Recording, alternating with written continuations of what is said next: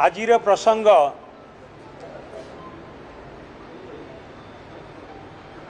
कि तिगिरिया ब्लॉक रे जेपरी भावरे केवल बिजू जनता दल नुहे विधानसभार सबुठु वरिष्ठ नेता 8 थर विधायक मान्यवर विधायक एवं पूर्वतन मंत्री श्री रणेंद्र प्रताप स्वाई तांको प्रति जेपरी भावरे बीजेपी तरफरु प्रायोजित करिकी आक्रमण करागला यह अत्यंत निंदनीय।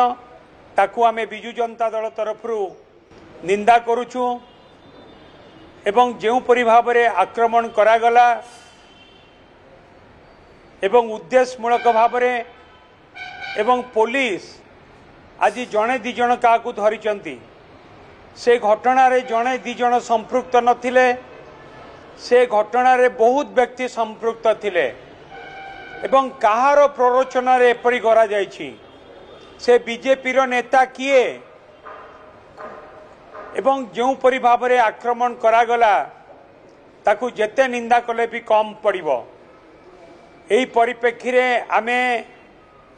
मान्यवर गृहमंत्री जी अच्छा मान्यवर मुख्यमंत्री से संपर्क रे गोटे स्पष्टीकरण रखंतु एवं जड़े विधानसभार विधायक भावरे तांको उपरे जेतेबेले आक्रमण होउची विधानसभार जे मान्यवर बाचस्पति तांकर मध्य दायित्व रहउची विधायक प्रति एपरी आचरण संपर्क रे कार्यानुष्ठान ग्रहण करिवा पाई एवं ए घटना रे केवल जड़े दी जन नुहे बहुत जन संपृक्त अछंती एवं बीजेपी नेतांक प्ररोचना रे एपरी घटना करा जायछि। आमे दाबी करूछु सेमानक समस्तक विरुद्ध रे दृढ़ कार्यानुष्ठान हवा दरकार एवं एपरी आचरण को एपरी मानसिकता को एपरी गुंडाराज को एपरी आईन श्रृंखला विपर्यस्त को आमे बिजू जनता दल निंदा करुछि। केवल ये गोटे घटना नुहे आपण माने देखुथिबे बीजेपी सरकार रो 8 मास सरकार भितरे बारंबार हत्या दुष्कर्म लुंठन ये सबू बहुत वर्तमान बढ़ी चली आईन श्रृंखला परिस्थिति आम राज्य रे विपर्यस्त होईछि।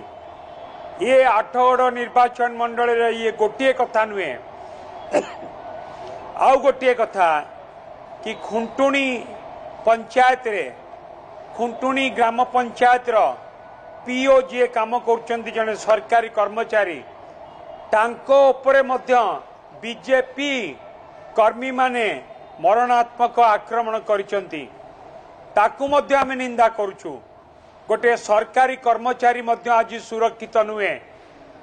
ए संपर्क रे समस्ते पुलिस भाई माने अवगत अछंती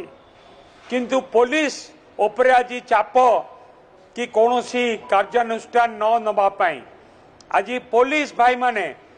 पुलिस जे इन्स्पेक्टर हुंतु सब इन्स्पेक्टर हुंतु एसपी हुंतु डीएसपी हुंतु से माने मध्य बीजेपी सरकार ए कार्यकलाप रे संतुष्ट नुहंती तेणु करी उचित पदक्षेप हवा दरकार। आमे चाहबू जो माने ए कार्यक्रम रे संपृक्त तांको विरुद्ध रे दृढ़ कार्यानुष्ठान निया जाओ एवं ता सहित मान्यवर मुख्यमंत्री जी गृह विभाग रे दायित्व रे अछंती से मध्य ए संपर्क रे गोटे स्पष्टीकरण रखंतु।